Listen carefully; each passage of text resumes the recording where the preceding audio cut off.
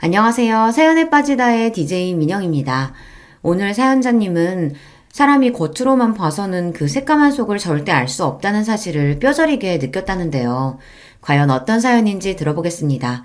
오늘도 두 가지 사연 준비되어 있으니 끝까지 함께 해주시고요. 그럼 오늘의 사연 바로 시작할게요. 구독과 좋아요 잊지 말고 꾹 눌러주세요. 안녕하세요. 저는 이제 막 50대 줄에 들어선 가정주부입니다. 저도 40대까지는 사람이 활기도 있고 하고 싶은 것도 많고 그랬었는데 요즘은 이상하게 기분도 축축 처지고 아무것도 하고 싶지가 않아요. 이런 이야기를 남편과 아이들에게 했더니 다들 하나같이 한다는 말이 갱년기인 것 같다고 하더라고요. 물론 저도 압니다. 제가 갱년기가 오기는 했죠. 하지만 아무리 갱년기라고 한들 단순히 호르몬의 문제라고만 생각하기엔 제 마음이 너무 답답하고 힘들어요. 친구들 추천으로 영양제도 먹어보고 병원에 가서 검사도 이것저것 받아봤는데 영 효과가 없더라고요. 30대, 40대 때에는 애들 키우고 남편 뒷바라지만 하느라 매일 정신없이 살았는데요. 그래서 우울한 줄도 모르고 살았어요. 그런데 이제 애들도 다 커서 대학도 다니고 자기들 생활도 생기니 저도 특별히 신경 쓸 게 없더라고요. 그래서 더 허전하고 우울한 건 줄은 몰라도 이상하게 별거 아닌 일에 기분이 상하고 서운하고 그래요. 최근엔 별것도 아닌 걸 가지고 큰딸에게 짜증을 냈어요. 큰딸이 남자친구가 생겨서 요즘 연애하느라 바빠요.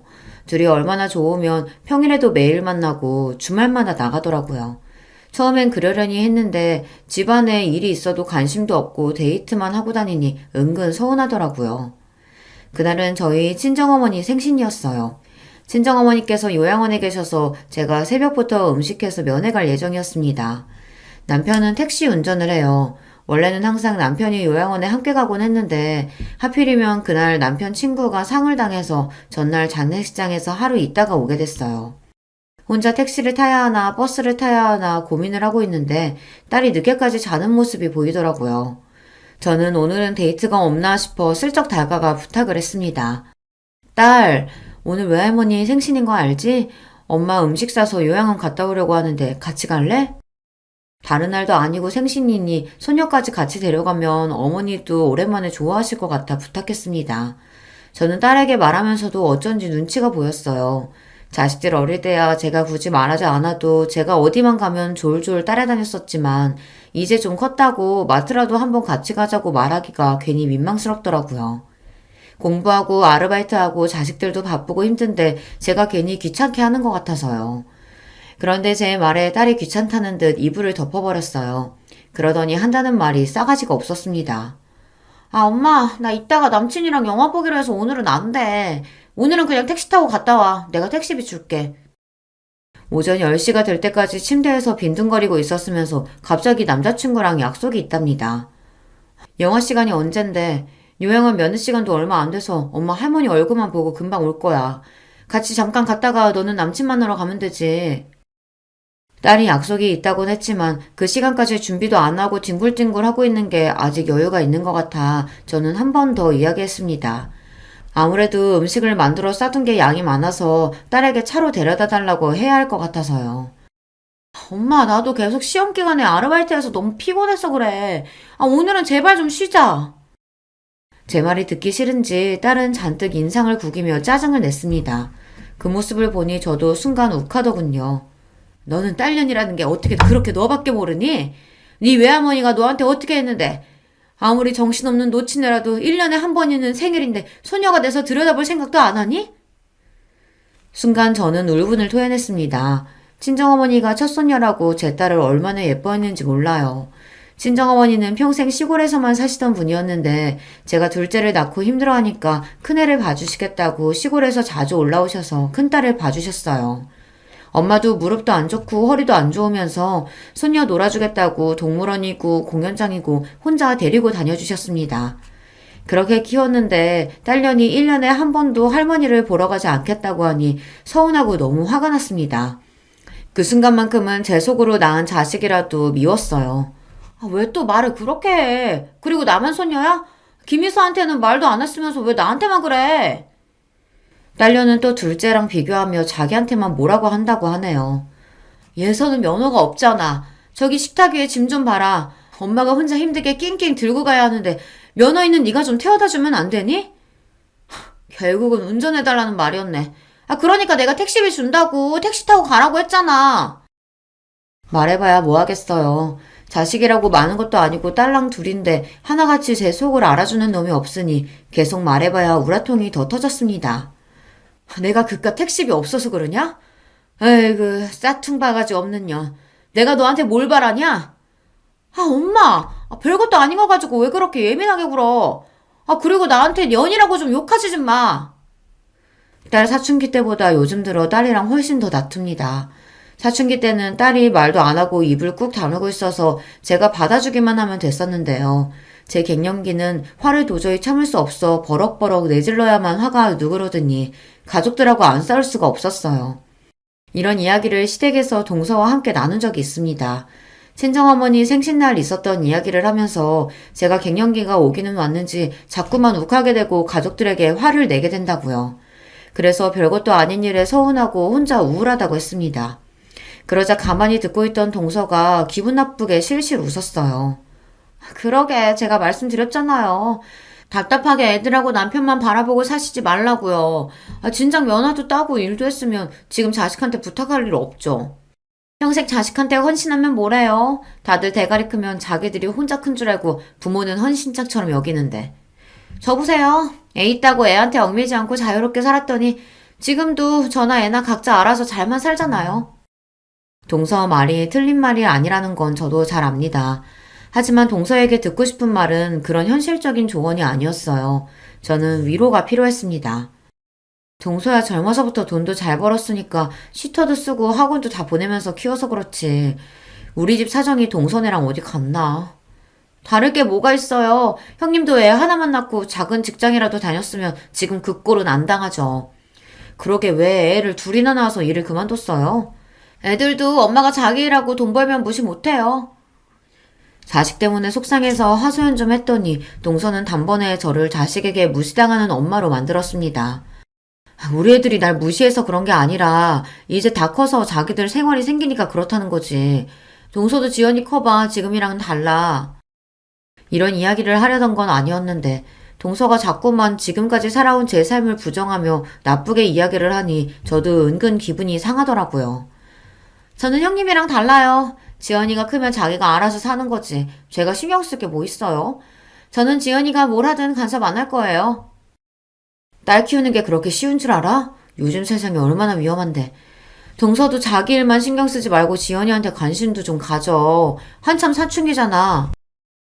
동서가 똑똑하고 뭐든 잘하는 걸 알면서도 저는 괜히 자격지심에 아무 말이나 막 했습니다. 동서한테 말해봐야 제가 절대 이길 수 없다는 걸 알면서도 말이죠. 한참 사춘기 맞죠? 근데 우리 지연이는 괜찮아요. 스트레스 풀라고 제가 병원에서 매일 피부 관리도 해주고 백화점에서 쇼핑하라고 제 카드도 줬어요. 형님은 모르시겠지만 요즘 애들은 금융치료라고 해서 부모가 집에서 챙겨주는 것보다 한도 없는 카드 주는 걸 더 좋아하거든요. 그거면 사춘기고 뭐고 그냥 지나가는 거죠 뭐. 제가 이렇게 푼수해요. 동서한테 이런 이야기를 해봐야 제 마음을 이해할 리 없는데 괜한 소리를 해서 또 듣기 싫은 소리를 듣고 말았습니다. 제 동서지만 참 잘났어요. 동서는 피부과 의사입니다. 동서는 저랑 나이가 비슷한데도 결혼하고 5년이 지나서야 애를 낳아 아직 애가 중학생이에요. 의사 시험에 합격하고 나서 아이를 낳겠다고 하는 바람에 시동생이 기다려줬거든요.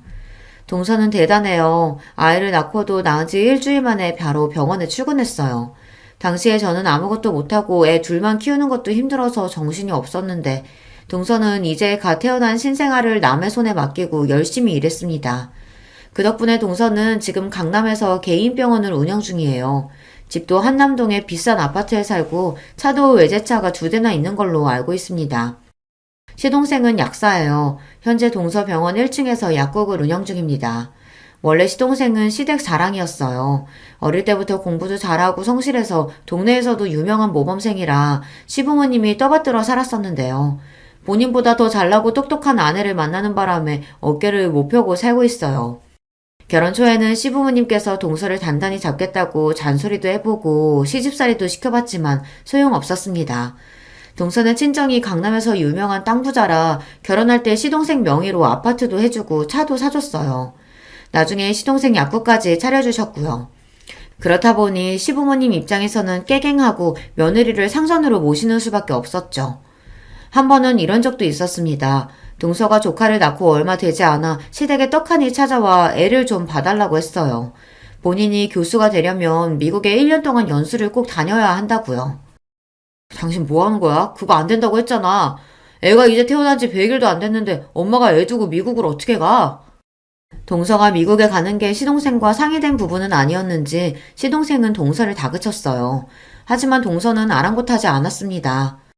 어머니 이 사람 좀 보세요. 본인은 여기저기 학회며 출장이며 다 다니면서 저는 미국에 공부 좀 하러 간다는데 애로 발목 잡으면서 못 가게 해요. 동서와 시동생은 이미 한바탕 싸우고 왔는지 둘 다 격앙된 상태로 시댁에 와선 시어머니에게 다짜고짜 애를 봐달라고 했어요. 시동생은 동서가 미국 가는 건 절대 안 된다는 입장이었고요. 당신이 레지던트 잘 마무리하고 싶다고 해서 애도 안 낳고 기다려줬잖아. 근데 애 낳자마자 기다렸다는데 미국 가는 건 너무 이기적인 거 아니야? 더군다나 우리 애를 왜 우리 엄마가 봐? 평소 조용하고 말도 없는 시동생이 저렇게 화를 내는 모습은 저도 결혼하고 처음 봤어요. 아, 그럼 어떡해. 당신은 매일 약국 때문에 바쁘고 시토한테 1년을 맡길 수는 없잖아. 미국 가는 것도 우리 부모님이 지원해 주시는데 거기다가 애까지 봐달라고 할 순 없잖아. 동서와 시동생은 이미 서로 감정의 골이 깊어 보였습니다. 일과 육아 문제에 있어서 전혀 상의가 되지 않은 상황이었죠. 그만 좀 해라. 아휴, 능력 있는 며느리 모시고 살기 힘들다. 꼭 그렇게 너 하고 싶은 대로 다 하고 살아야겠니? 제가 애 하나 낳았다고 하고 싶은 거 못할 건 또 뭐예요? 애 봐주기 싫으시면 놔두세요. 그냥 저희 부모님께 부탁드릴게요. 내가 지금 애 봐주기 싫어서 이러니? 애도 애지만 부부가 어떻게 1년이나 떨어져 살아? 앞으로 평생 살아야 하는데 1년 정도 떨어져 있는 게 뭐 어때요? 어차피 지금도 뭐 대단히 사이좋은 부부는 아니에요. 당시에 저도 애 둘 키우면서 힘들었던 때라 사실 동서가 부럽기도 했어요. 시부모님이나 남편에게 좋은 소리 못 들을 걸 알면서도 당당하게 본인이 원하는 바를 주장하는 게 멋져 보였거든요.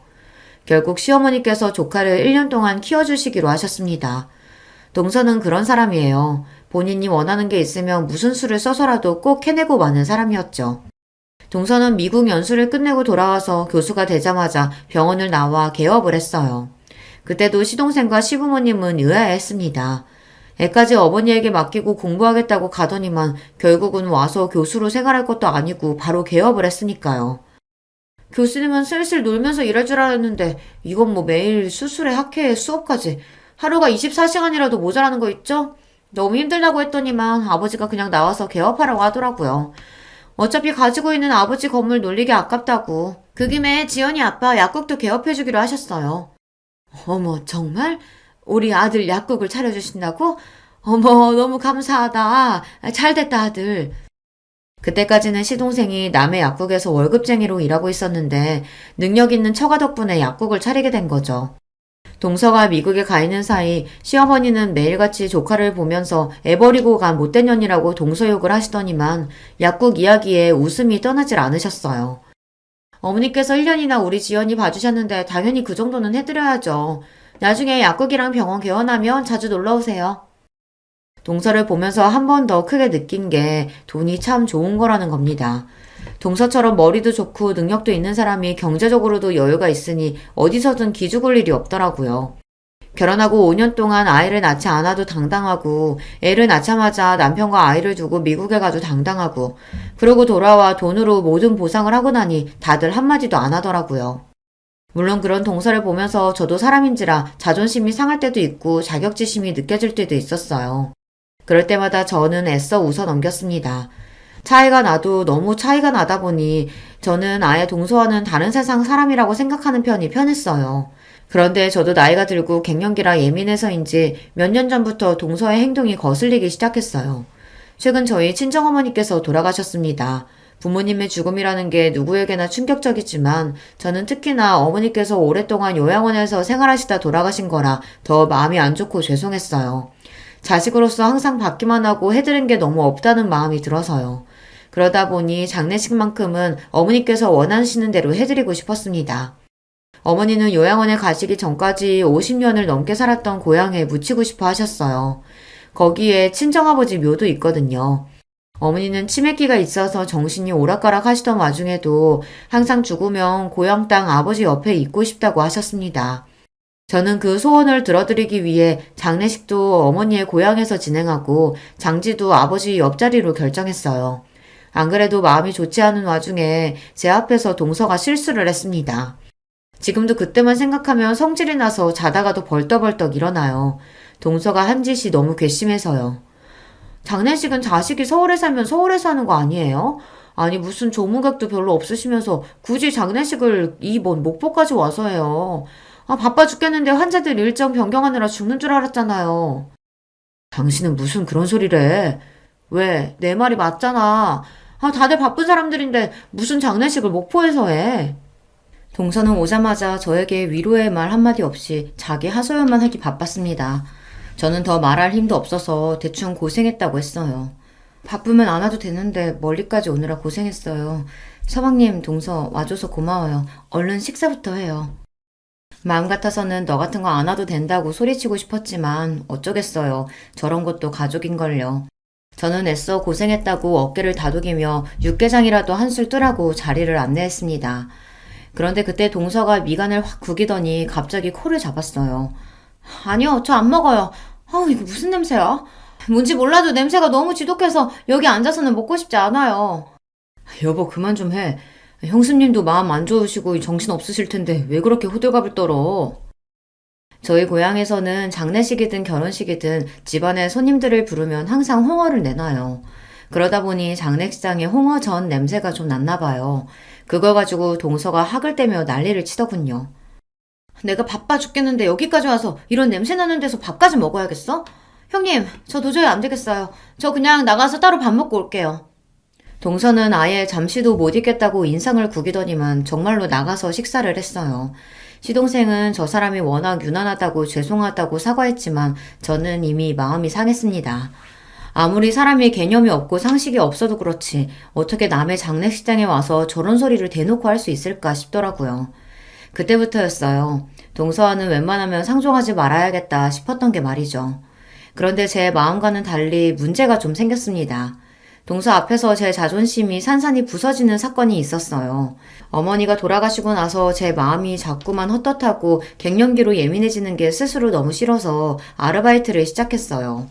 아는 사람이 하는 반찬 가게에서 오전에 일을 도와줬습니다. 생각보다 일이 재밌더라고요. 지난 20년 동안 가족들을 위해 음식은 많이 해봤지만 내가 만든 음식을 사람들이 돈을 주고 사 먹고 맛있다고 해주는 건 처음이니까요. 가게 사장님도 제가 오고 나서 매출이 늘었다고 하니 은근 기분이 좋았습니다. 그러던 중 아르바이트가 끝나고 집에 가는 길에 시댁에 잠깐 들렸어요. 반찬 가게에서 가져온 반찬을 시부모님께도 좀 나눠드리려고요. 그런데 때마침 시댁 주차장에서 동서가 나오더군요. 시부모님이 김치 가져가라고 해서 잠깐 들렸다고요. 그러면서 제 손에 들린 쇼핑백은 뭐냐고 물었어요. 저는 어머니 장례식 때 이후로 동서랑은 말도 섞고 싶지 않아 내내 피해 다녔는데 이렇게 딱 마주치고 보니 저도 모르게 당황해서 대충 말을 얼버무렸어요. 시부모님 가져다 드릴 반찬이라고요. 암튼 형님은 가만 보면 어른들한테 참 잘해요.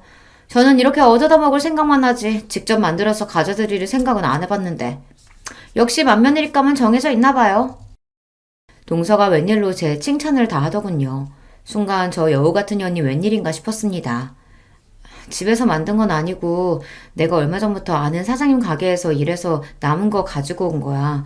괜찮으면 동서도 좀 가져가던지. 동서랑 마주보고 이야기하는 게 괜히 불편해서 반찬 가게에서 일하고 있다고 이야기를 한 건데 순간 제 말에 동서가 눈이 동그래지더니 갑자기 제게 달려오더라고요. 그러더니 한다는 말이 놀라웠어요. 어머, 형님 잘 생각했어요. 아주버님이 혼자 돈 벌어 다니시길래 형님은 도대체 맨날 집에서 놀면서 뭐 하나 싶었는데. 그래요. 형편이 어려우면 사람이 일을 해야죠. 동서의 말에 저는 순간 놀라서 입이 다물어지지 않았습니다. 제 남편이 저도 모르게 돈을 구하러 다닌다네요. 동서, 그게 무슨 소리야? 애들 아빠가 돈을 구하러 다닌다니. 설마 우리 애들 아빠가 동서한테 돈 꺼갔어? 아주버님이 직접 나한테 꺼간 건 아니고 우리 지연 아빠한테 돈 좀 빌려달라고 하셨더라고요. 둘째 대학 등록금이 좀 부족하다고. 동서의 말에 저는 심장이 쿵 하고 떨어지는 것 같았습니다. 제가 얼마 전 남편에게 애들 등록금 이야기를 했을 때 남편은 알겠다고 문제 없다고 했거든요. 저는 그 말만 믿고 정말 그런 줄 알고 넋을 놓고 있었는데 남편 혼자 돈 걱정에 전전긍긍했을 걸 생각하니 가슴이 시큰하더군요. 에이, 근데 우리 지연 아빠 돈이 뭐 그 사람 돈인가요? 사실 다 제 돈이지. 많이 급하신 것 같아서 제가 그냥 드리라고 했어요. 뻔히 형님네 사정 아는데 꺼주긴 뭘 꺼줘요. 어차피 못 받을 돈. 동서는 역시나 참 대단합니다. 같은 말을 해도 사람을 바보로 만드는데 일가견이 있어요. 남편이 저에게 말을 안 했는데 둘째 대학 등록금이 부족해서 시동생에게 빌렸나 봐요. 속마음은 우라통이 터지고 가슴이 찢어지는 것 같았지만 재수없는 동서 앞에서 티를 낼 수가 없었죠. 그런 일이 있었구나. 나는 모르고 있었네. 동서 미안하고 고마워. 그 돈은 내가 금방 갚을게. 아니에요 형님. 내가 꼭 돈 내놔라고 한 것처럼 사람 민망하게 왜 그래요. 우리한테 돈 몇백이 뭐 돈인가요? 정말 괜찮으니까 신경 쓰지 마세요. 아니야 동서. 그 돈 내가 꼭 갚을 거야. 그러니까 괜한 소리 하지 말고 그냥 받아. 동서와 이야기를 나누면 나눌수록 제 감정은 점점 더 격앙되었습니다. 자존심이 너무 상해서요. 형님, 왜 또 정색하고 그러세요? 사람 무섭게. 우리 형님 이제 보니까 자존심 엄청 강하시구나? 알았어요, 알았어. 그 돈 갚으세요. 제가 다 받을게요. 동서는 대단히 인심이라도 쓰는 것처럼 돈을 받겠다며 실실 웃었어요. 제가 그동안 참 멍청했습니다. 매일 살 비비고 사는 남편이 무슨 생각을 하고 사는지도 모르고 저 혼자 갱년기니 뭐니 하면서 세상 편한 소리나 하면서 살았어요. 그날 저녁 저는 남편에게 동서와 있었던 일을 조심스럽게 이야기했습니다. 그렇게 힘들면 말을 하지 왜 끙끙 앓았냐고요. 그러자 남편은 오히려 제 걱정을 했어요. 동서가 또 기분 상하게 한 건 아니냐고 말이죠. 당신 장모님 돌아가시고 힘들어하는 거 뻔히 아는데 거기다가 대고 돈 이야기를 어떻게 해. 그때는 수금이 늦어져서 그런 거니까 걱정하지 마. 내가 금방 그 돈 갚을 거니까. 남편은 참 착한 사람입니다. 평생 혼자 처자식 먹여 살리느라 고생도 많이 하고 힘든 일도 많았을 텐데 저에게는 항상 괜찮다고 걱정하지 말라고만 합니다. 저는 변하기로 했습니다. 고등학교 졸업하고 서울에 올라와 배운 것도 없이 결혼해서 애들 키우며 사느라 현실에만 안주하고 하루하루 의미 없이 살았었는데 이제는 그러지 않을 거예요. 저는 아르바이트 하던 반찬 가게에서 정직원으로 새벽부터 오후까지 일했습니다. 결혼하고 처음으로 제가 일에 월급을 받아 남편에게 줬어요. 남편은 고생스럽게 왜 일을 하냐고 했지만 저는 괜찮다고 했습니다. 처음 하는 일이지만 즐겁고 재밌다고요. 진심이었습니다. 대단한 일은 아니지만 제가 잘하는 일을 가지고 돈까지 버니 기분도 전보다 훨씬 나아지는 것 같고 딸들과도 마찰이 확실히 줄더라고요. 제일 좋은 건 돈을 버니 마음의 여유가 생겼다는 겁니다. 그리고 약속대로 몇 달 뒤 시동생에게 빌린 돈은 제가 다 갚았어요. 시동생은 갚을 필요 없다고 했지만 그러면 제 마음이 너무 불편하니 꼭 받아달라고 했습니다. 그러던 어느 날이었습니다. 시아버지 팔순이시라 시댁에서 가족들끼리 모여 식사를 하기로 했어요. 원래는 동서가 해외여행을 가자고 이야기했었는데 시아버지께서 최근 무릎이 안 좋아 수술하시는 바람에 여행은 안 가기로 하고 가까운 친인척만 모여 식사를 하기로 했습니다. 사실 저는 다행이다 싶었어요. 시아버지께서 아프신 건 안타깝지만 다 같이 해외여행을 가는 건 솔직히 부담됐거든요. 요즘 누가 촌스럽게 집에서 잔치해요. 그냥 해외여행 가요, 어머님. 어머님, 아버님 연세도 있으신데 언제 또 다 같이 여행을 가보겠어요? 이 많은 식구가 한 번에 여행 가려고 하면 비용이 만만치 않을 텐데 해외는 좀 부담스럽고 국내로 한번 알아볼까? 요즘 우리나라도 물가 많이 올라서 국내에서 여행하나 해외로 가나 크게 다르지 않아요. 형님네랑 우리랑 반반씩 내면 되는데 그 정도는 갈 수 있죠. 순간 저는 머리가 복잡했습니다. 시부모님의 우리 식구, 동선의 식구 다 하면 적어도 9명인데 그 식구가 해외에 간다고 하면 도대체 얼마나 들어갈까 계산도 안 됐죠. 제 머릿속이 정신없이 돌아가는 걸 여우 같은 동서가 눈치챘는지 피식 저를 비웃었습니다. 형님, 반씩 내는 것도 부담스러우시면 그냥 저희가 다 낼게요. 그거 얼마나 한다고 티나게 그렇게 놀라고 그래요. 제 표정만 보고 비웃더니만 동서는 본인이 다 내겠다고 했어요. 그러다 시부모님은 됐다고 손사래를 치셨죠. 됐다 됐어. 자식들 힘든데 다 늙어서 해외여행은 무슨 해외여행이야.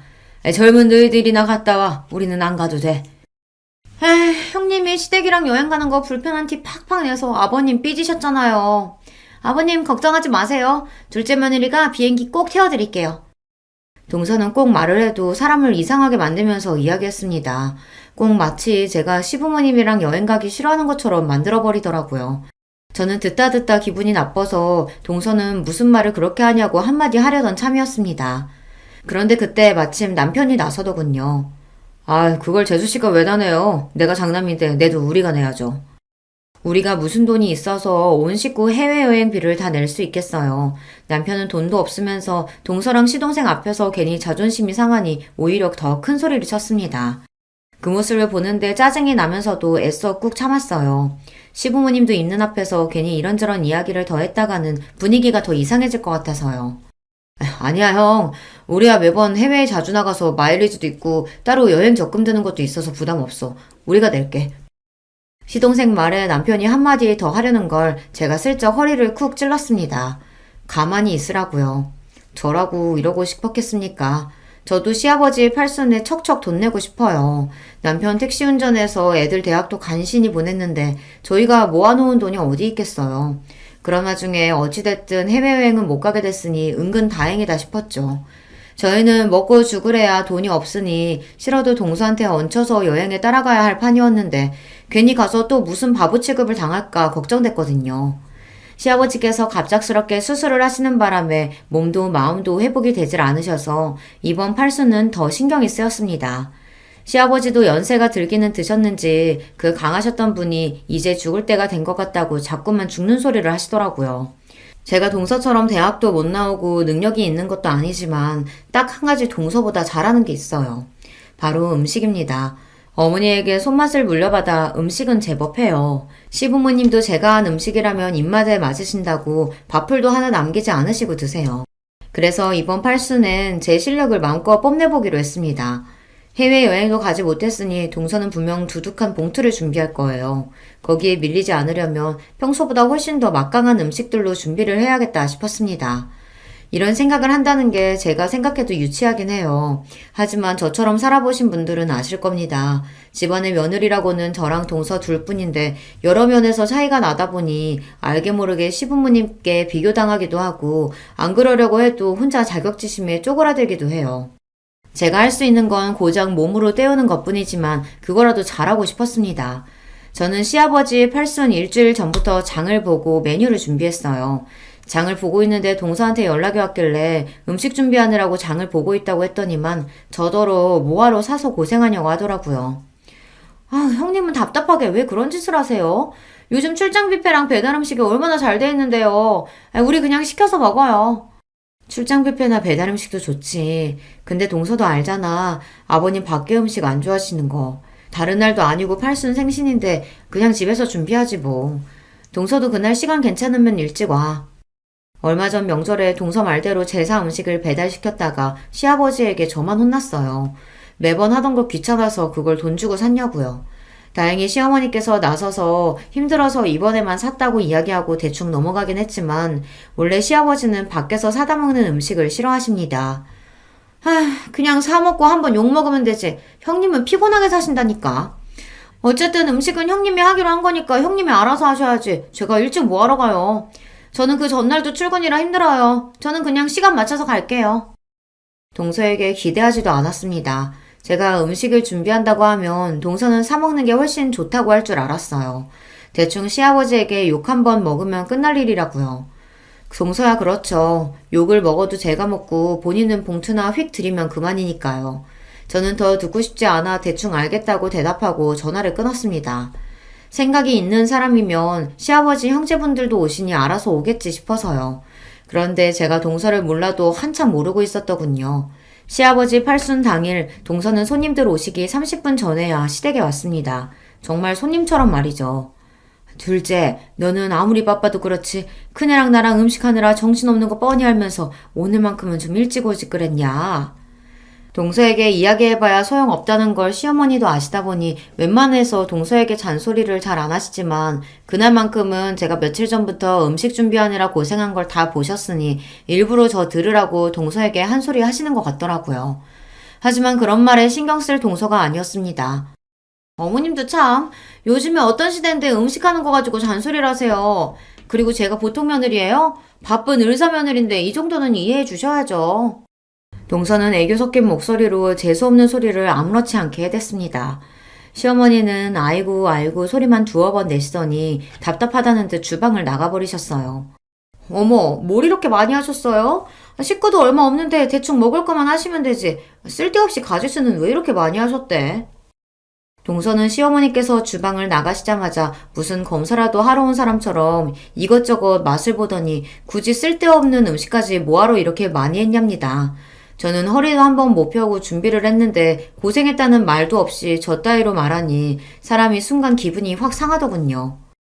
동서는 살림의 살자도 모르고 음식이라고는 해본 적도 없어서 잘 모르나 본데 잔치 음식에는 다 기본 구성이라는 게 있는 거야. 여기 쓸데없는 음식은 하나도 없어. 아, 그래요? 누가 보면 호텔 주방장이라도 모신 줄 알겠어요. 제 말이 기분이 나빴는지 동서는 곧바로 얼굴을 구기더니 비아냥거리더군요. 그날만큼은 저도 동서에게 지고 싶지 않았습니다.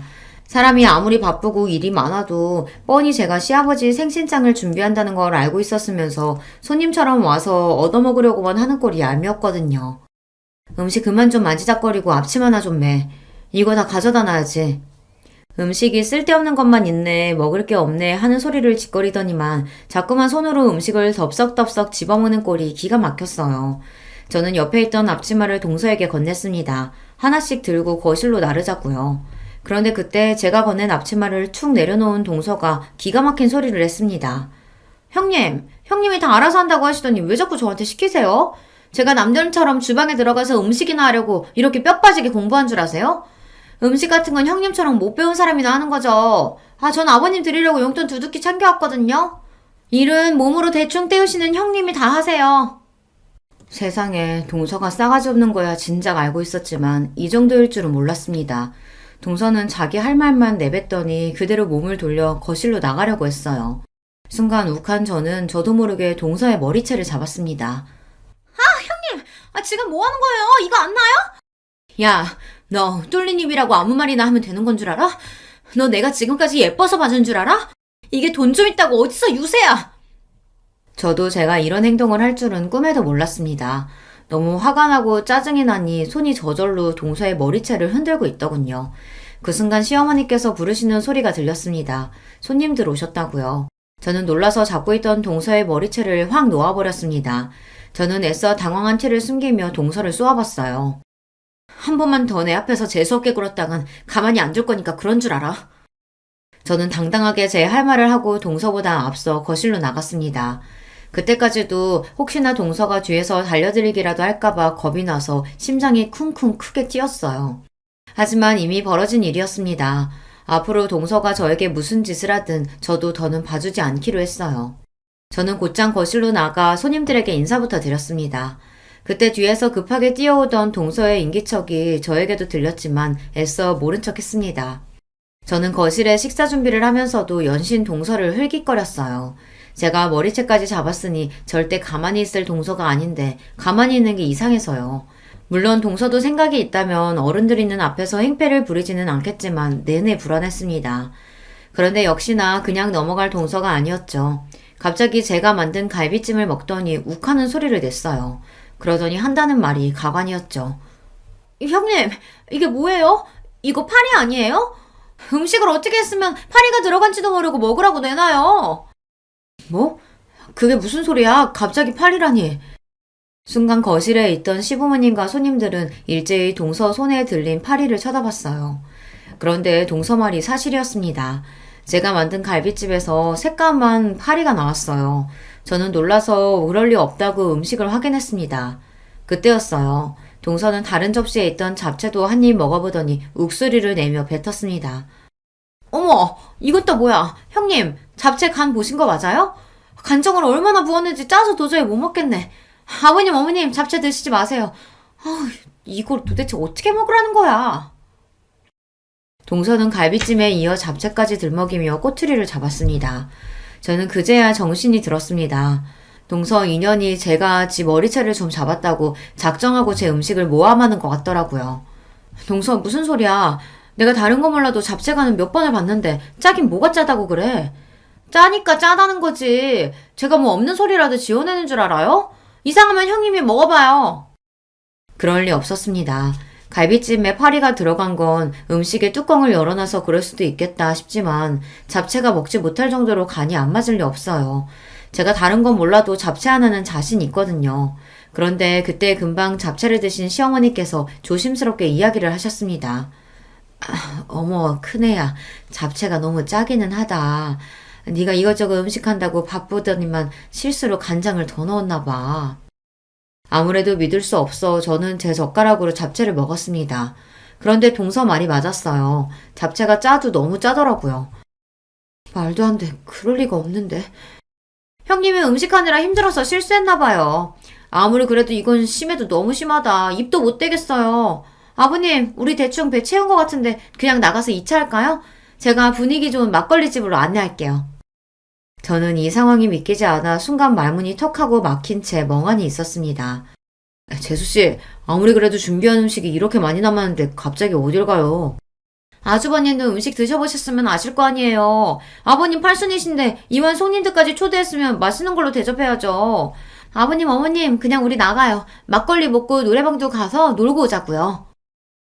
순간 분위기가 이상해지자 시부모님들도 손님들도 제 눈치를 살피셨어요. 저는 이대로 가만히 있으면 안 될 것 같아 정신을 차리고 자리에서 벌떡 일어났습니다. 괜찮아요, 어머님, 아버님. 동서랑 2차 신나게 다녀오세요. 뒷정리는 제가 하고 있을게요.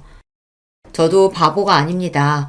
동서가 시부모님을 모시고 나가겠다고 한 순간 분명 이건 동서가 저에게 복수하려고 술을 쓴 거라고 직감했어요.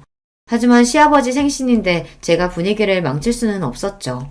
저는 시부모님과 손님들에게 여기는 걱정하지 말고 나가서 신나게 놀다 오시라고 했어요. 시어머니는 끝까지 혼자 이 많은 걸 어떻게 정리하냐고 그냥 두고 같이 나가자고 하셨지만 저는 마음이 내키지 않았습니다. 이대로 동서와 나갔다가는 노래방이 아니라 공터에 나가 한바탕 치고받고 싸워야 할 것 같아서요. 동서와 가족들이 나가자마자 저는 눈물이 왈칵 쏟아지고 말았습니다. 울지 않으려고 안간힘을 쓰며 노력했지만 소용없었어요. 오늘만은 어떻게든 동서를 이기고 싶었는데 결국은 또 동서에게 놀아나고 말았습니다. 여보, 왜 울어? 괜찮아? 저는 괜찮다고 동서와 시동생과 함께 막걸리를 먹고 오라고 보냈는데 남편은 아무래도 제가 신경 쓰였는지 다시 돌아왔어요. 그러다 제가 혼자 바닥에 주저앉아 아이처럼 엉엉 소리를 내며 울고 있는 모습을 보고만 거죠. 울고 있는 제 모습을 보고 놀란 남편이 저를 향해 달려오자 저는 그 모습이 고마워서 또 눈물이 터지고 말았습니다. 여보, 내가 만든 갈비찜에 파리가 들어갔을 리가 없어. 그리고 당신도 알잖아. 내가 만든 잡채가 얼마나 맛있는지. 내가 지금까지 살면서 잡채를 100번도 넘게 만들었는데 거기다가 실수로 간장을 부었을 리 없다고. 이건 분명 동서가 나 엿먹이려고 일부러 그런 거야. 여보, 그게 무슨 말이야? 재수씨가 왜 당신을 일부러 엿먹이려고 했겠어? 눈물을 펑펑 쏟으며 웅얼거리는 제 말에 남편은 무슨 소리냐고 자세하게 이야기해보라고 했습니다. 남편의 다정함에 기대해 저는 오늘 주방에서 있었던 일을 그대로 다 말했어요. 동서가 늦게 와서는 내 음식 가지고 듣기 싫은 소리를 하길래 하도 열받아서 머리채를 잡았다고요. 그랬더니 동서가 화가 나서 일부러 내 음식에 장난질하고 시부모님 모시고 나간 것 같아. 평소 동서가 하는 짓을 봤을 땐 분명해. 제 이야기를 들은 남편은 눈이 휘둥그레졌습니다. 평소 누구에게도 싫은 소리 한마디 못하는 제가 흥분해서 동서의 머리채까지 잡았다는 말에 남편도 많이 놀라나 보더라고요. 그러더니 남편이 한다는 말이 놀라웠습니다. 재수씨, 이 여자 이거 진짜 안 되겠네. 어디 감히 천사 같은 우리 와이프를 가지고 놀아. 여보, 걱정하지 마.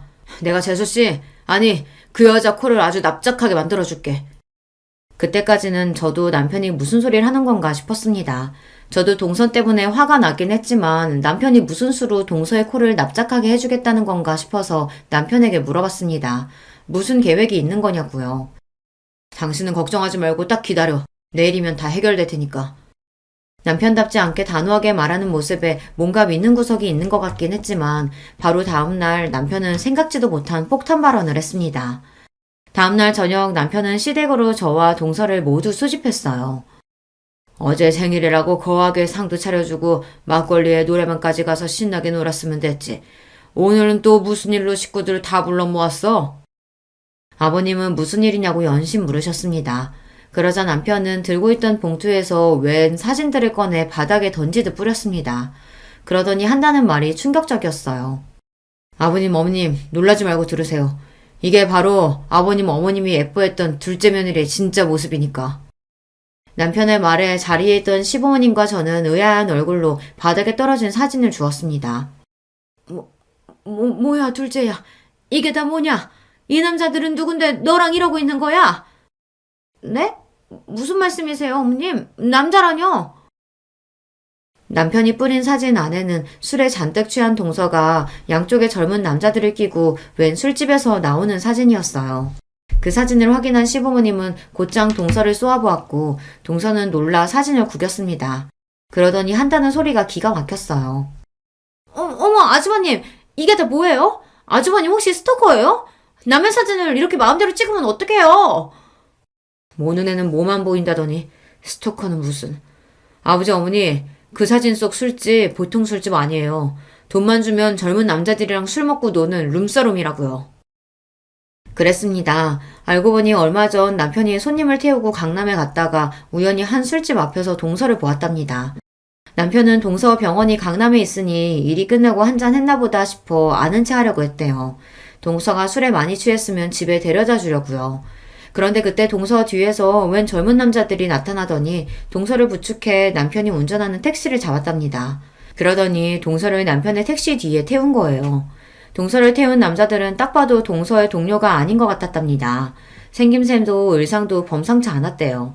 뒷좌석에 탄 동서는 술을 얼마나 많이 먹었는지 취해서 남편을 알아보지도 못했답니다. 남편이 이런저런 말을 거는데도 아예 알아듣질 못했대요. 그날 남편은 곧바로 시동생에게 연락해 동서를 데려다 줬답니다. 그리고 남편이 강남에서 본 광경을 그대로 이야기한 거예요. 남편의 말에 시동생은 뭔가 짐작가는 게 있었는지 본인이 알아볼 테니 남편에게는 걱정하지 말라고 했답니다. 그러고 보니 시아버지 팔순날 시동생의 표정이 어둡기는 했어요. 동서와 일절 이야기를 나누지도 않았고요. 이거 내가 찍은 게 아니라 종혁이가 재수씨한테 사람 붙여서 찍은 거예요. 아주 주말마다 호스트바 가서 신나게 노셨더라고요. 거짓말할 생각은 애초에 하지 마요. 사진은 이거 말고도 엄청 많으니까. 그날 이후 시동생은 동서가 술집에 다닌다는 증거를 찾기 위해 사람을 붙였답니다. 그리고 이혼을 준비하고 있었어요. 말도 안 돼. 당신들이 어떻게 나한테 이럴 수가 있어? 호스트바가 뭐, 돈 있으면 여자가 갈 수도 있지. 동서는 시부모님도 계신 앞에서 더러운 본색을 드러냈습니다. 바닥에 떨어진 사진을 벅벅 찢으며 자기는 잘못한 게 없다고 뻔뻔하게 굴었어요. 저는 동서의 뻔뻔함에 소름까지 돋았습니다. 아이고, 이게 다 무슨 일이라니. 동서가 숨겨왔던 진짜 모습이 드러나자 시부모님도 놀라서 뒷목을 잡으셨어요. 얼마 뒤 동서와 시동생은 이혼했습니다. 시동생은 알게 모르게 동서랑 살면서 쌓인 게 많았는지 동서의 귀책 사유들을 샅샅이 찾아내 법원에 제출했습니다. 사람이 하나를 보면 열을 안다고 남인 저에게도 그렇게 못되게 굴었는데 남편에게는 오죽했겠어요. 시동생은 정신적 피해 보상에 대한 위자료도 청구했답니다. 양육권 문제로 아직 소송 중이지만 조카가 동서보다는 시동생과 살고 싶어 해서 양육권도 곧 가지고 올 수 있을 것 같아요. 저는 살다 누군가의 이혼을 이렇게 응원하게 될 줄은 몰랐습니다. 저도 웬만하면 자식을 위해서라도 부부가 서로를 이해하고 화목하게 살아야 한다고 생각하는 사람이지만 동서는 아니에요. 사람이 많이 배우고 직업도 의사면 뭐래요. 인간이 덜 되는걸요. 여러분도 시동생이 동서와 이혼하길 잘한 거라고 그런 여자랑 살았으면 더 불행했을 거라고 응원하는 댓글 좀 많이 달아주세요. 여러분의 댓글이 우리 가족에게는 큰 힘이 될 겁니다. 끝까지 우리 가족 이야기 들어주셔서 감사해요. 여러분의 가정에는 언제나 즐거운 일만 가득하시길 바랄게요. 저는 어느덧 40대에 접어든 직장인입니다. 저는 학창시절에 참 재미없는 학생이었어요. 공부밖에 모르고 연애도 할 줄 몰라서 초중고에 이어 대학교를 졸업할 때까지도 도서관에서만 살았습니다. 뒤늦게 군대에 다녀올 때까지 흔히 말하는 못쏠, 모태솔로였습니다. 태어나서 한 번도 연애를 해본 적이 없다는 뜻입니다. 그런 저에게도 결혼을 할 기회가 찾아왔습니다. 아내와는 집안 어른을 통해 주선된 선자리에서 처음 만났어요. 교사로 한동안 재직하셨던 큰아버지의 제자라고 하더라고요.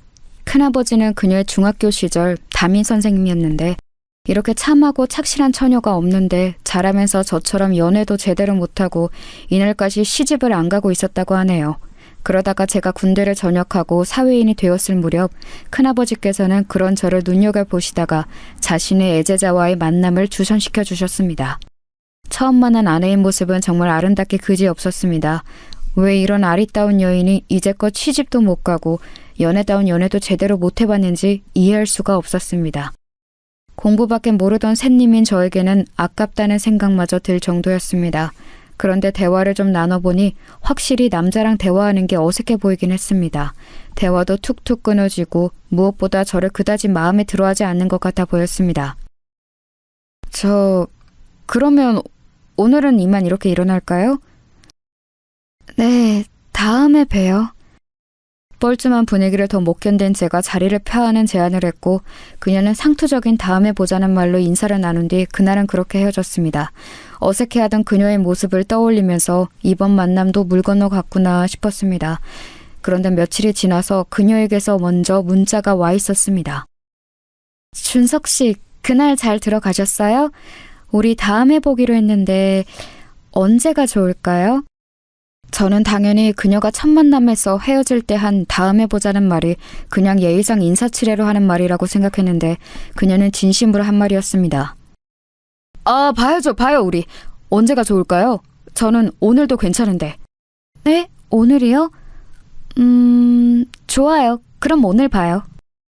그녀는 잠시 망설이는 듯 하더니 이내 당일에 바로 보자는 제안을 수락했습니다.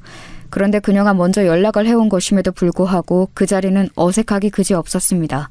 참 지금 생각하면 제가 할 말은 아니지만은 그녀는 확실히 남자를 많이 못 만나본 티가 나는 사람이었습니다. 그때 당시에는 저는 마음에 안 들어 한다고만 생각이 들게 행동을 했으니까요. 그러다가도 지금처럼 이렇게 먼저 연락이 오기도 했다가 막상 만나면 어색해하고 헷갈리는 점이 한두 가지가 아니었습니다.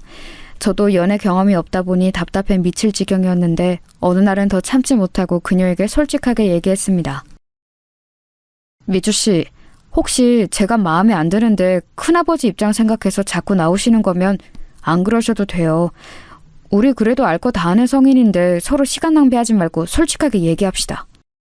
네? 아니, 저는 그게 아니라 마음에 안 든다고 한 적 없는데 준석 씨는 제가 마음에 안 드시나요?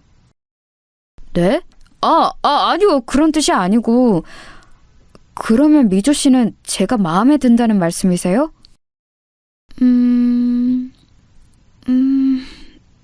네. 그녀는 몇 차례 쭈뼛거리더니 이윽고 힘겹게 긍정의 대답을 했습니다. 저는 답답한 마음에 이 관계를 빨리 끝내는 게 좋겠다는 생각에 던진 말이었는데 이내 돌아온 아내의 답변이 저를 마음에 들어한다니 살면서 여자 입에서 그런 이야기를 들어본 게 처음이어서 많이 당황스러웠던 기억이 납니다.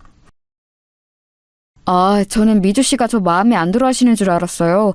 만나서도 말씀도 잘 안 하시고 문자도 단답으로만 대답하시고 그래서 그냥 스승님이신 큰아버지 입장 생각해서 어쩔 수 없이 몇 번 나와주신다고 생각했어요.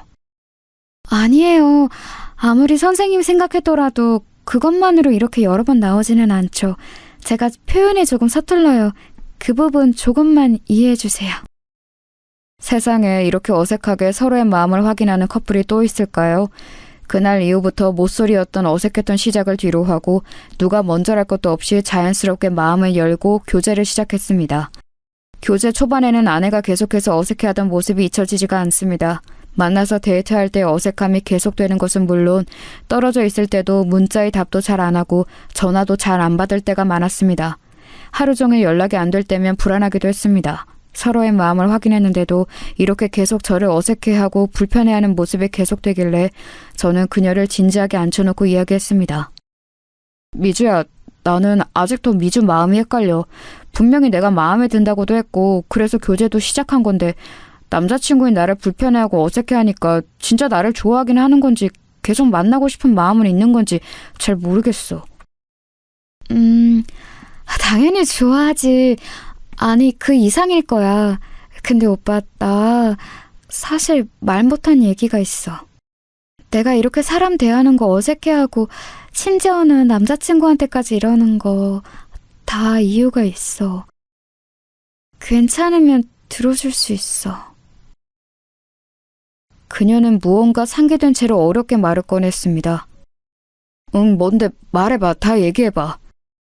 그게 사실 나는 어린 시절 안 좋은 기억을 가지고 있어. 왕따를 당했었는데 그게 내 인생의 발목을 잡는 커다란 사건이 되어버렸어. 그 기억 때문에 오랫동안 고통받으면서 살았고 그걸 극복하기 위해 정말 눈물나게 노력했어. 정신과의 도움도 오랫동안 받았고 오랫동안 이어오던 약물 치료도 지금이 되어서야 조금씩 끊고 있어. 내가 사람들 대하는데 어색해하고 특히 오빠를 대하는 데 있어서 더 그러는 거. 사실 사람에게 상처받았던 내 마음이 또 상처받지 않을까 두려워서 그러는 거야.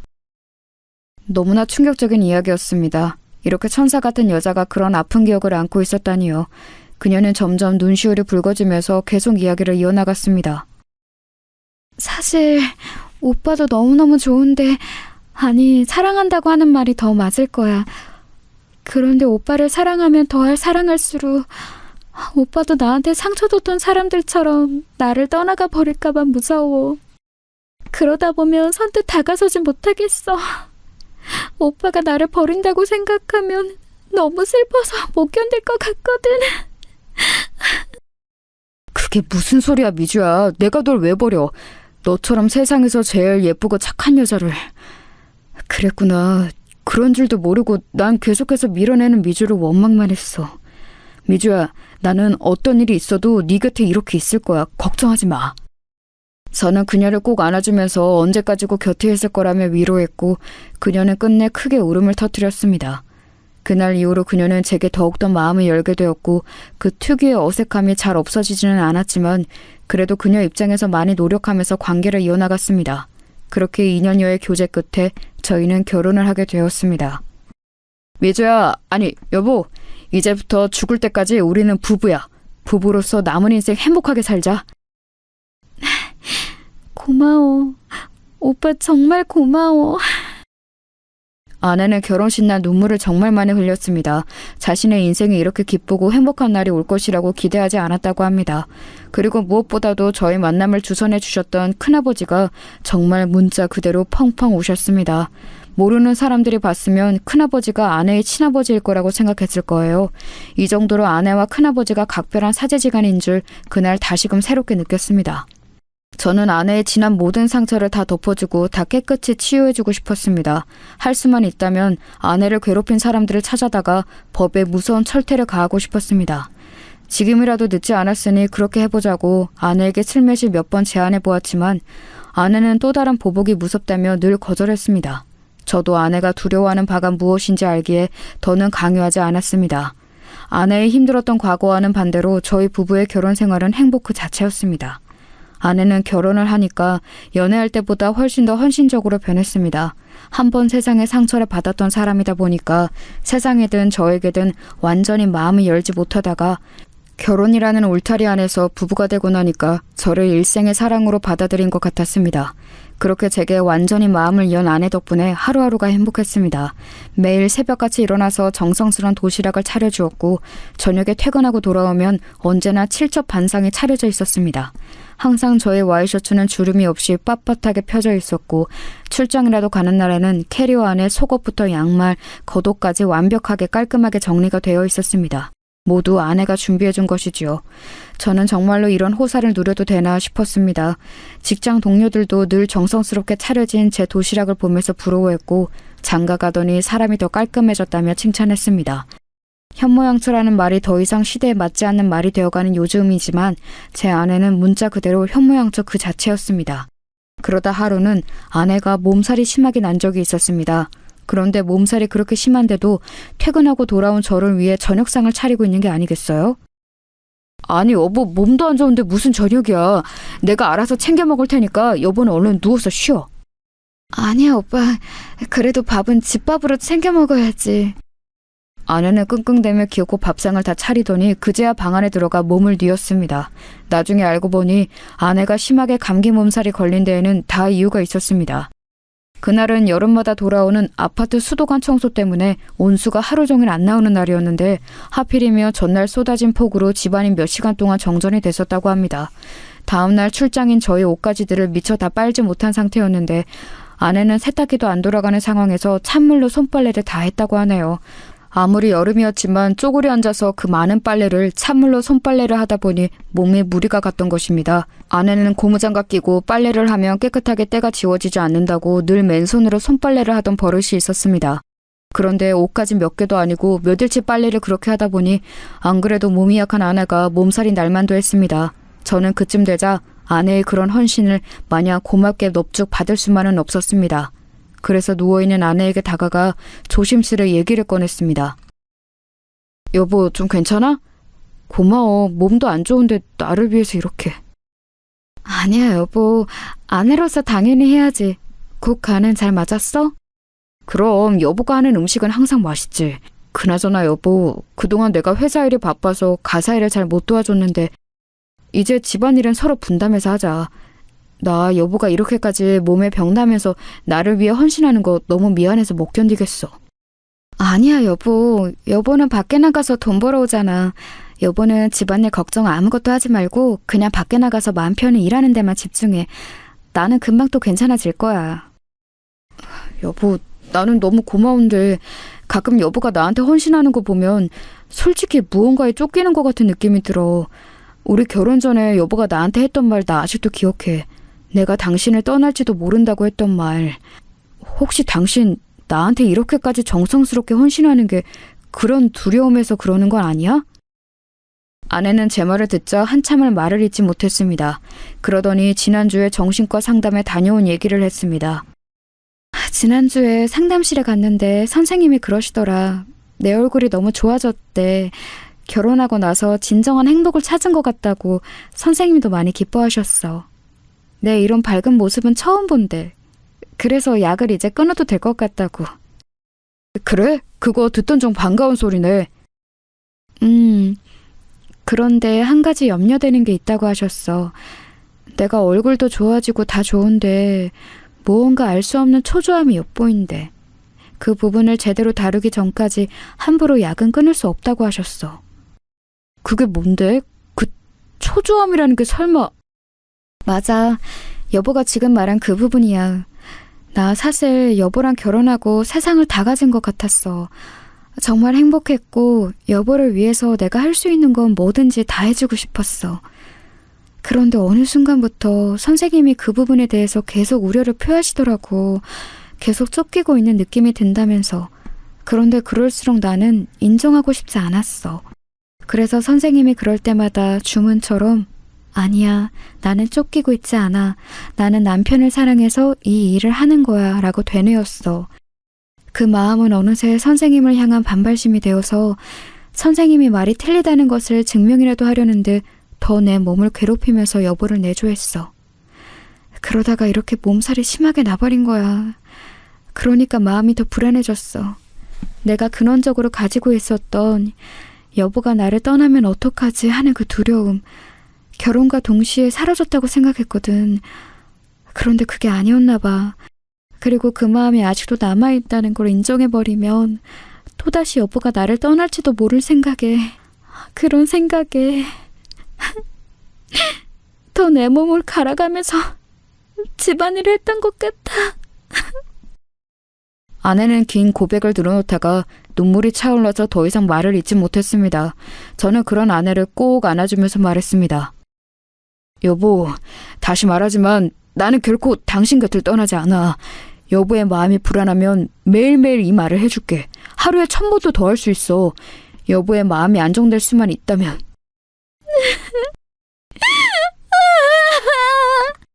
저는 가슴이 찢어질 듯 아팠습니다. 설마 했던 저의 생각이 맞았던 것입니다. 저를 향한 분에 넘치는 헌신은 남편으로서 저를 사랑해서 그런 것도 있지만 혹시라도 제가 자신의 곁을 떠나면 어떡하나 하는 마음에 더욱더 기를 쓰고 헌신을 했을 거라는 저의 생각이요. 저는 그쯤 되자 아내의 마음을 이렇게 쑥대밭으로 만든 못된 사람들과 사건이 궁금해지기 시작했습니다. 여보, 괜찮다면 여보 학창시절 이야기 좀 해줄 수 있어? 불편하면 하지 않아도 돼. 그런데 당신을 좀 더 알고 싶고 이해하고 싶어. 아내는 잠시 고민을 깊게 하더니 제게 말했습니다. 그래. 이제 이야기할 때도 된 것 같네. 길고 지루한 이야기가 되겠지만 들어줘.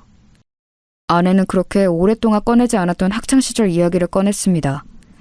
아내는 어릴 적에 무척 밝고 명랑한 소녀였습니다. 지금의 수줍고 숫기 없는 모습과는 대조되게 오히려 말량광이에 가까웠다고 합니다. 그렇게 밝고 티 없이 맑았던 아내의 인생은 중학교에 올라가면서 완전히 뒤바뀌게 됩니다. 바로 서두에 말씀드렸던 왕따를 당하게 된 사건 때문인데요. 그 시작은 이랬습니다. 아내가 중학교 2학년이 되었을 무렵의 일입니다. 아내에게는 아주 어릴 적부터 동네에서 친했던 친구 희진이가 있었는데요. 희진이와는 중학교 2학년에 올라가면서 같은 반이 되었습니다. 그동안 동네에서 친하게 지내기는 했지만 학교에서는 같은 반이 된 적이 없었는데 이번에 같은 반이 되면서 둘은 서로 뛸 듯이 기뻐했다고 하네요. 희진이는 누가 봐도 정말 예쁘게 생겨서 여학생들의 부러움과 남학생들의 인기를 한 몸에 받는 학생이었대요. 그런 희진이와 친했던 아내였기에 아내 옆에도 친구들이 북적북적했다고 합니다. 그러던 어느 날 희진이가 안 좋은 사건에 휘말리게 되었어요. 중학교 3학년 선배 중에 일진이었던 오빠가 이 희진이를 좋아하게 된 겁니다. 뭐 사람이 사람 좋아하는 일이야 흔히 있을 수 있는 일이지만 이 일진 오빠의 접근 방식이 상당히 불량했다고 합니다. 야, 박희진, 너 학교 끝나고 뭐하냐? 나랑 오토바이 타고 한강 놀러 갈래? 네? 저 끝나고 학원 가야 해요. 아, 나 얘 답답한 소리 하네. 학원은 무슨 학원이야. 그냥 땡땡이 치고 이 오빠랑 놀러 가자. 어? 안 돼요. 그만 돌아가 주세요. 아이씨, 너 죽고 싶어? 다시 한번 말한다. 끝나고 정문 앞으로 안 나오면 너 죽을 줄 알아. 희진이는 협박에 가까운 일진 오빠의 접근이 너무나 무서워서 그날 방과 후에 후문으로 도망갔다고 합니다.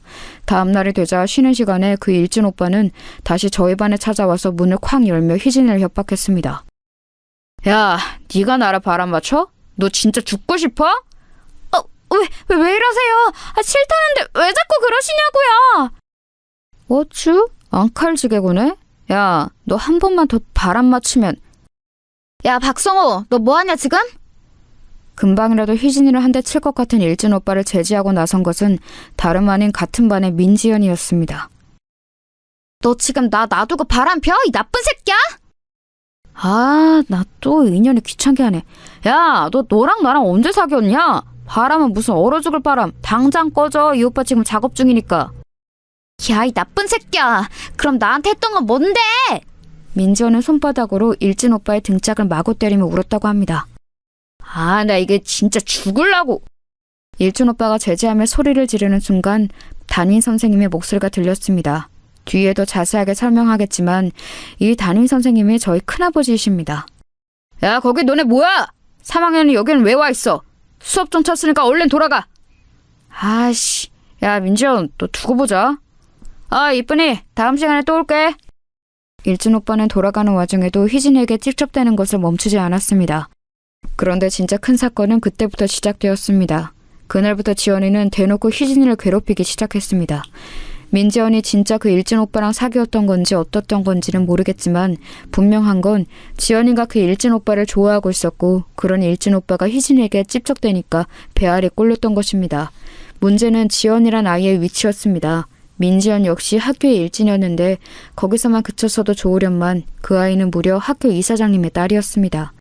이사장님의 후광을 등에 업고 천방지축으로 날뛰던 학교에서 알아주던 양아치라 선생님들도 함부로 손을 못 대던 학생이었던 것입니다.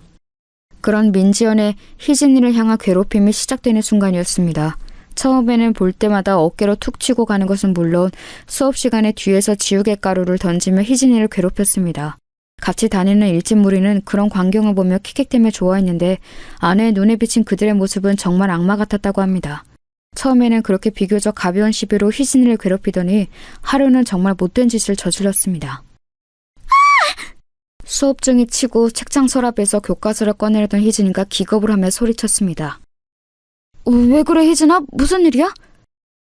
책상 안에 쥐가 손발에 벌벌 떨며 희진이가 가리킨 책상 서랍에는 죽은 쥐가 피 묻은 채로 들어있었습니다. 그것을 본 반 학생들은 아연실색하며 소리를 지르고 난리도 아니었습니다. 그런 광경을 보면서 민지연은 자신의 일진 친구들과 함께 뒤에서 킥킥대며 웃고 있었습니다. 누가 이런 장난을 쳤어? 누구야? 당장 안 나와? 담임이셨던 큰아버지는 정말로 크게 화가 나서 범인을 색출하려는데 민지연이 뒤에서 킥킥대던 걸 멈추더니 이렇게 얘기하는 거였습니다.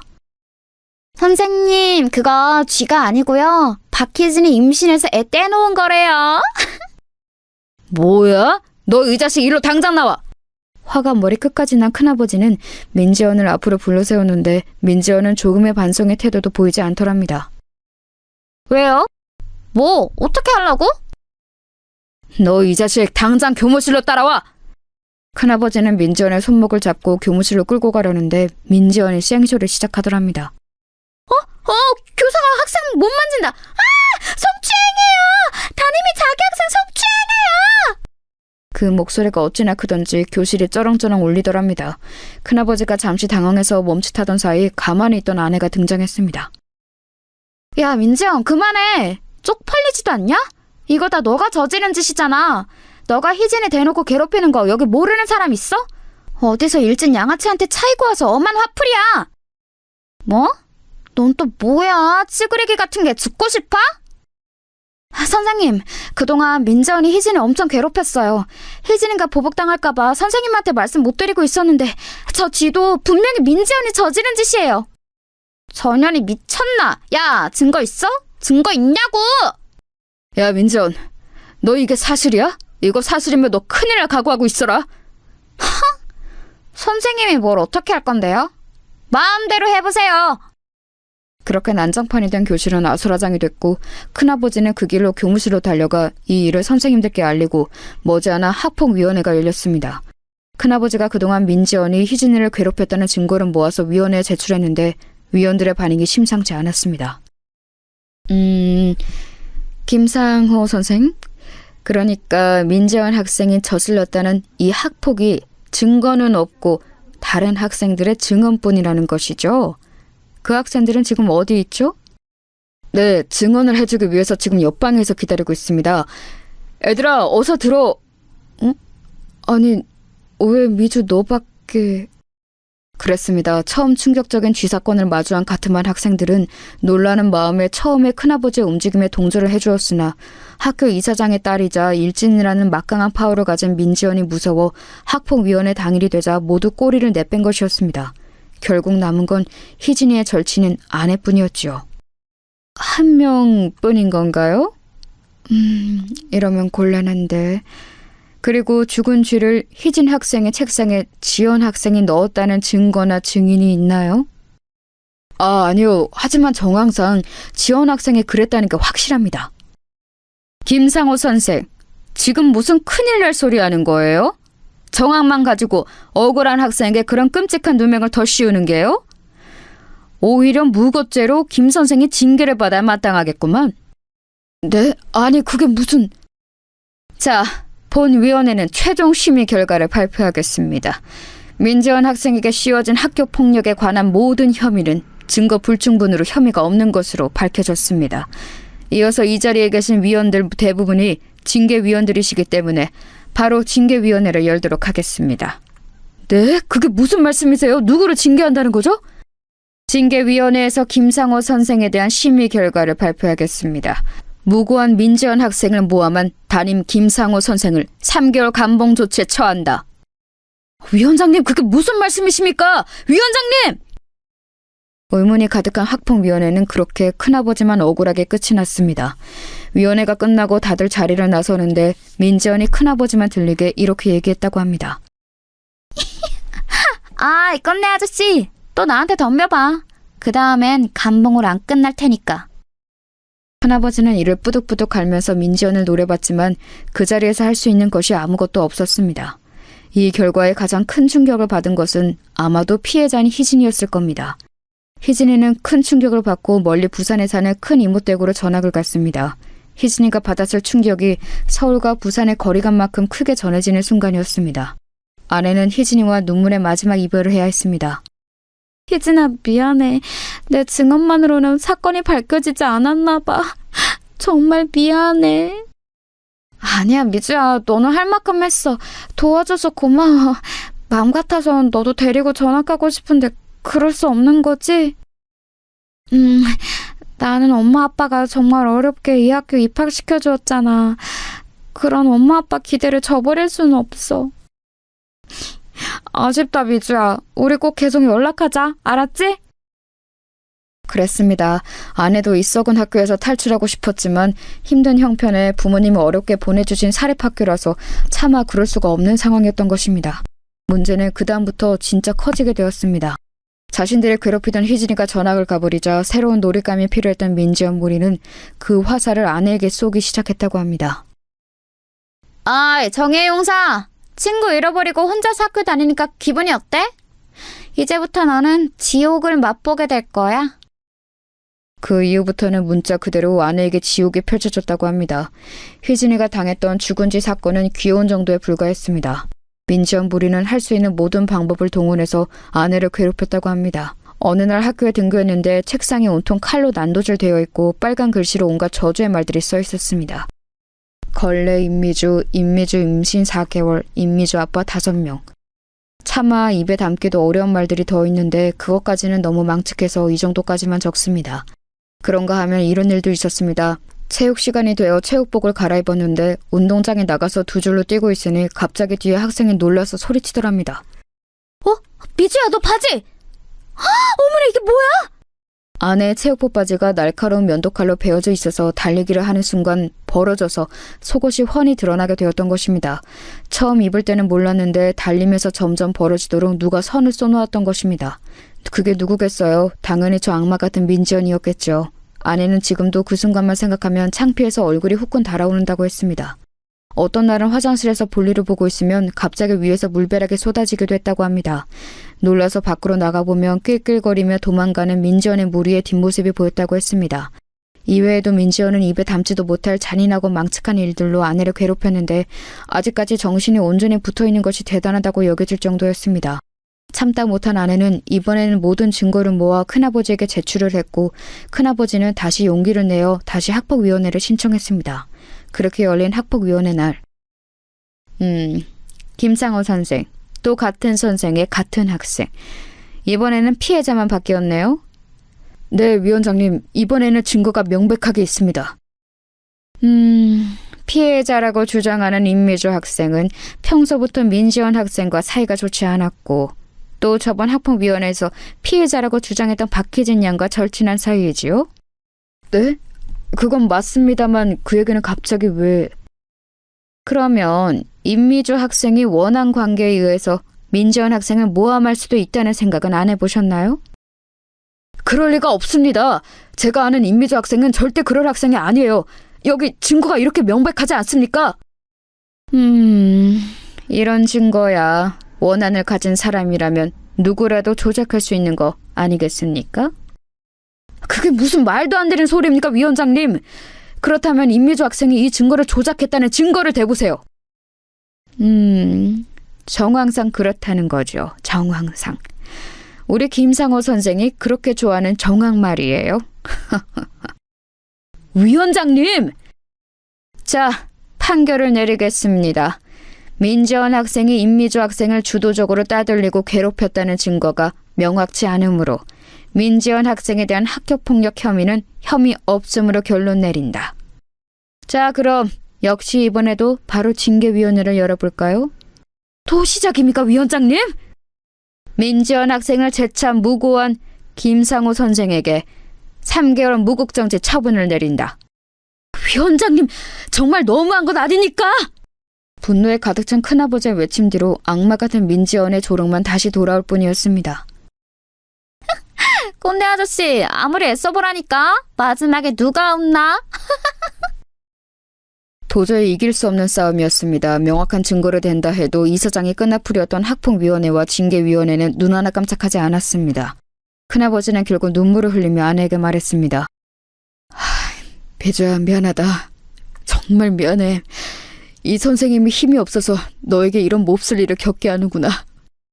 아니에요, 선생님. 선생님 잘못 아니에요. 울지 마세요. 미주야, 선생님 징계받고 돌아올 때까지 꿋꿋이 잘 버텨야 한다. 다음에 올 때는 꼭 선생님이 그 못된 녀석들 벌받게 해줄게. 감사해요, 선생님. 그렇게 큰아버지의 징계 기간 동안 아내를 향한 민지연의 괴롭힘은 더욱 거세졌습니다. 당연히 이사장인 아버지를 등에 업은 민지연을 제지할 수 있는 사람은 아무도 없었습니다. 그렇게 큰아버지의 징계 3개월이 지난 어느 날 아내는 그날도 죽을 결심을 수도 없이 고쳐가며 힘겹게 등교를 한 날이었습니다. 그런데 어김없이 책상에 각종 폐륜과 입에 담지 못할 성희롱이 적혀 있어야 하는데 깨끗이 치워져 있더랍니다. 이게 무슨 일이지?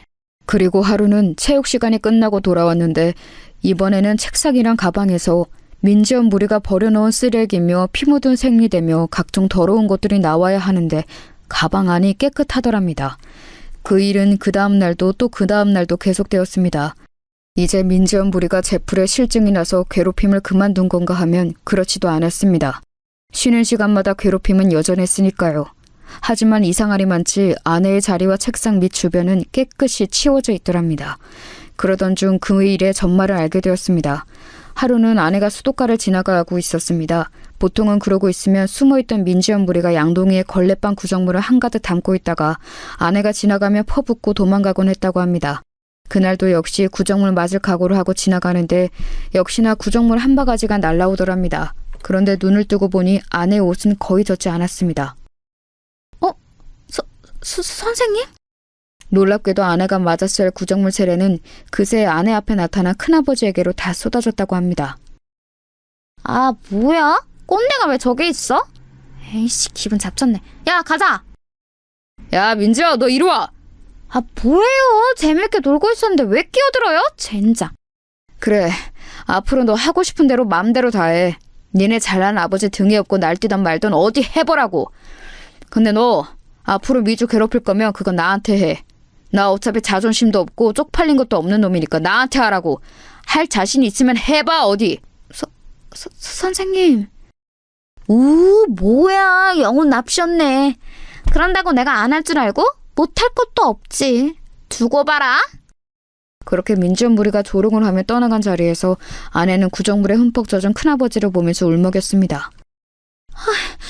선생님, 이게 뭐예요? 왜 저 대신... 대신이라니 미주야. 애초에 이런 끔찍한 짓을 당해야 하는 사람도 없고 그걸 대신해야 할 사람도 없어. 이 선생님이 무능력해서 너를 지켜주든 못했다. 이제부터는 저 못된 년들이 하는 짓거리 혼자 당하게 안 둘게.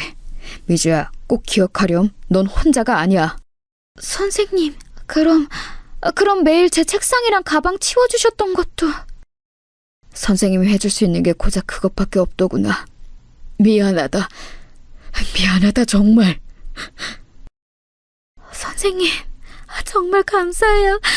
정말 감사해요. 그날 이후로 큰아버지는 쉬는 시간마다 아내를 지켜주러 나타나셨습니다. 아내의 책상과 주변은 항상 깨끗하게 정리가 되어 있었고 아내에게 향했을 분필, 칠판 지우개, 쓰레기더미, 각종 오물 등은 큰아버지가 대신 맡아주셨습니다. 그 모습을 계속 보던 민지연은 짜증을 내며 말했습니다. 아, 저 꼰대 뭔데 자꾸 나타나. 어이, 아저씨, 그런다고 멋있는 줄 알아요? 민지연, 누가 얘기나 끝까지 해보자. 아, 재미없어. 아우, 저 꼰대. 아빠한테 말해서 잘라달라고 해야지. 그렇게 큰아버지의 눈물겨운 노력으로 민지연은 제풀에 지쳐 슬금슬금 괴롭힘의 빈도가 줄어들었고 아내의 이 끔찍한 상황을 뒤늦게 전해들은 장인 장모님은 뒤늦게 아내의 전학을 결정했습니다. 그때가 중학교 3학년 1학기를 마칠 때쯤이었으니 1년여의 괴롭힘 동안 아내는 정말 잘 버텨냈습니다. 여기까지 듣는데 저는 눈물이 앞을 가려서 말을 잇지 못했습니다. 여보, 아니 어떻게 그런 끔찍한 일을... 아니야 여보, 다 김상호 선생님이 계셨기 때문에 이겨낼 수 있었어. 정말 다시 겪고 싶지 않은 순간이지만 상호쌤 때문에 버틴 거야. 진짜 상호쌤은 나한테 진짜 은인이야. 이렇게 완벽한 남편까지 선물해 주셨잖아. 아내와 저는 서로를 부둥켜 안고 지난날의 아픔을 회상하며 밤새 울었습니다. 그렇게 얼마간 지났을까요? 아내의 심정을 또 크게 뒤흔들 만한 사건이 생기게 됩니다.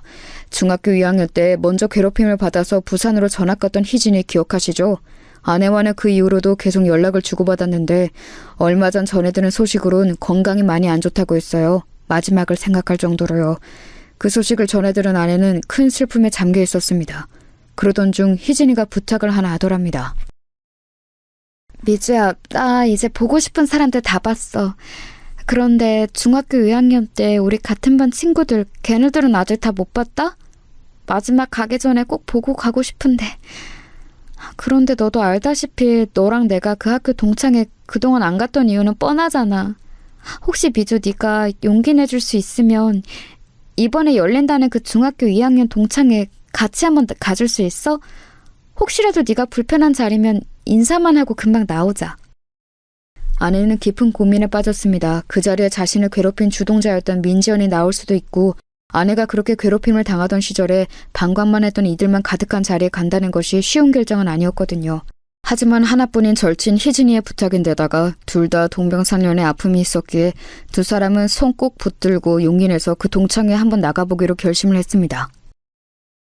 여보, 내가 전화 붙잡고 계속 대기하고 있을 테니까 희진 씨랑 무슨 일 생기면 바로 전화해. 알겠지? 알겠어, 여보. 별일 없겠지. 나도 희진이만 생각하면서 얼른 다녀올게. 저는 걱정이 한가득 앞섰지만 마지막으로 친구 얼굴도 보고 가고 싶다는 희진 씨의 부탁을 거절할 수는 없었기에 불안한 마음으로 아내를 그 자리에 보내주었습니다. 몇 시간쯤 지났을까요? 아내의 전화로 희진 씨가 전화를 했습니다. 형부, 지금 미주가 많이 취했어요. 혹시 데리러 와줄 수 있어요? 네? 미주가 술을요? 아니, 술 한 잔도 못하는 사람인데. 알겠어요. 얼른 갈게요. 저는 술을 한 잔도 못하는 아내가 취했다는 소식을 듣고 걱정이 돼서 그 동창회 자리로 불이 나게 달려갔습니다. 제가 찾아갔을 때는 아내는 이미 몸을 못 가눌 정도로 만취가 되어 있었습니다. 그리고 그 자리에는 아내와 희진 씨를 그렇게 괴롭혔던 악마 민지연도 있었습니다. 술에 잔뜩 취해 인사불성이 된 아내는 혀 꼬이는 발음으로 민지연에게 계속 말을 걸었습니다. 야, 민지연 왜 그랬냐? 너 우리한테 왜 그랬어? 너 때문에 우리 불쌍한 희진이 병들었잖아. 너 때문에. 안녕하세요. 저는 이 사람 남편 되는 사람입니다. 이게 다 무슨 일이죠? 희진 씨와 주변 동창들의 얘기를 들어보니 아내가 더 짠해졌습니다. 아내는 동창회 자리에 희진 씨와 독착한 이후 얼마 안 있어 민지연이 도착했는데 그 순간 손이 덜덜 떨리고 이 자리에 괜히 왔다는 생각이 들더랍니다. 그런데 민지연은 자기가 20여 년 전 저질렀던 만행은 아랑곳하지도 않고 심지어 아내와 희진 씨를 제대로 기억도 못하더랍니다. 지금은 어디 대기업가의 사모님이 되어서 편하게 지낸다고 하던데 아마 이미지 관리 때문에 더 모른 척 했을 수도 있었을 것 같아요. 그런 민지연의 모습에 화가 난 아내는 주구장창 술을 들이켰고 만취가 된 상태로 계속 민지연에게 비난을 했던 것입니다. 기업가 사모님으로서 이미지 관리를 해야 했던 민지연은 계속 언짢은 표정이었습니다. 아, 이쪽이 민지연 씨? 아내 통해 얘기는 많이 들었습니다. 반갑습니다. 저는 속으로 분노가 가득했지만 아무렇지 않은 척 악수로 청했습니다. 아, 네, 반가워요. 아내분이 많이 취한 것 같으니까 얼른 데려가시죠. 네, 그렇게 하죠. 그럼 또 뵙겠습니다. 또 뵐 일이 있을까요? 그럼 들어가세요. 아내를 통해 전해들은 특유의 업신여기는 태도로 저를 대하던 민지연은 제가 아내를 부축해서 문 밖을 나서려는데 일부러 들으라는 듯 말했습니다. 아, 어디서 남편도 꼭 지 같은 찌질한 놈을 만났네. 오랜만에 기분 좋게 동창회 왔다가 똥 밟았지 뭐야? 저는 그 말을 듣는데 더 이상 이성의 끈을 붙잡고 있을 수 없었습니다. 희진 씨, 차에서 미주랑 잠깐만 기다리실래요? 금방 다시 올게요. 네? 네, 그렇게 하세요. 저는 차에다 안전하게 아내와 희진 씨를 데려다 놓고 다시 민지연에게 다가갔습니다. 아, 아직 정식으로 명함을 못 드렸네요. 여기 제 명함. 아직 안 가셨네요. 어디 뭐 하시는 분인지 좀 볼까? 응? 반갑습니다. 대검찰청 중앙수사부 김준석 검사입니다. 제가 또 뵙자고 했죠? 적어도 아버지 일로 한 번 이상은 더 뵙게 될 것 같은데요. 아니 이게 무슨... 네, 아버지 민현찬 이사장님의 비리 수사를 담당하고 있는 검사입니다. 아버지 통해서 제 이름은 들어보셨죠? 들어보니까 아버지가 신나게 해드셨더라고요. 그리고 따님 명의로도 많이 해드셨던데 따님도 그 책임을 피할 수는 없겠죠? 네? 아니 잠깐만요 검사님.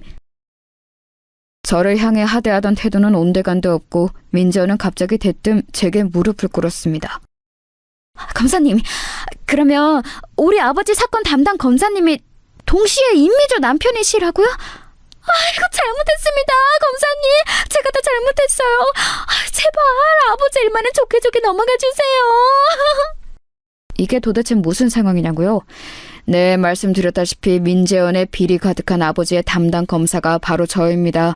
아내의 과거 얘기를 듣던 중 아내가 다녔던 중학교의 이사회가 무언가 심상치 않아서 그 이후로 직업병이 발동을 해서 조사를 좀 해보았습니다. 그도 그럴 것이 제가 대학생 때쯤이었던가요? 큰아버지가 갑자기 학교를 그만두신다고 해서 조금 의아했던 기억도 나는데 그 기억까지 퍼즐이 한 번에 맞춰지더군요. 이 학교는 뭔가 심상치 않다는 생각에 바로 조사에 착수를 했고 아니나 다를까 이사장의 비리가 화수분처럼 터져나왔습니다. 이미 압수수색은 진행된 상태였습니다. 자기 집에 그런 큰일이 터졌는데도 뻔뻔하게 동창회에 나와서 거들먹거리고 있던 민지연의 모습이 얼마나 한심해 보였는지요. 그러다가 제가 담당 검사라고 하니까 바로 꼬리 내리고 무릎을 꿇는데 이렇게 쉽게 굴복할 거였으면 그 시절 내 아내는 왜 그렇게 괴롭혔냐고 묻고 싶었습니다. 머지않아 그쪽한테도 담당자가 갈 겁니다. 부디 성실히 조사에 임해주세요. 검사님. 저는 애처롭게 비는 민지연을 뒤로 하고 술에 취한 아내와 희진 씨를 무사히 데리고 돌아왔습니다. 그 뒤로 민지연과 그의 아버지는 비리에 깊게 관여한 혐의로 법정 구속이 되었습니다. 아마 부녀가 둘 다 중형을 피하기는 어려울 것으로 보입니다. 이렇게 오랜 세월이 지난 뒤에야 아내의 복수는 완성이 되었습니다. 뒤늦게 소식을 전해 들은 아내는 눈물을 흘렸습니다. 결국에 모든 게 제자리로 돌아가는구나. 고마워, 여보. 고마워. 자, 여러분 어떻게 들으셨나요? 평생 가슴에 상처를 안고 살아온 아내의 복수극에 함께 통쾌하신가요? 저도 할 수만 있다면 이번 사건으로 아내의 가슴에 쌓인 모든 상처가 다 씻겨져 내려갔으면 좋겠습니다. 이 천사 같은 사람이 이겨냈을 그 무수한 세월을 생각하면 가슴이 한없이 먹먹해지거든요. 게다가 이런 일들이 지금도 계속해서 벌어지고 있다는 점이 정말 슬플 뿐입니다. 오죽하면 더 글로리라는 드라마가 이렇게까지 흥행을 했겠어요. 그 드라마의 각본이 잘 쓰여진 덕분도 있겠지만 많은 이들이 개탄하고 공감할 만한 주제인 영향도 크다고 생각합니다. 그리고 제 아내는 그 드라마의 주인공 못지않게 정말 잘 이겨낸 사람이란 걸 믿어 의심치 않습니다. 부디 학교폭력과 왕따 문제가 대한민국에서, 아니 이 인류에서 영원히 뿌리 뽑히기만을 간절히 기도해봅니다. 제가 준비한 사연은 여기까지입니다. 모두 아내에게 남편에게 사랑한다는 말 한마디씩 더 건네는 하루 되시길 바랍니다.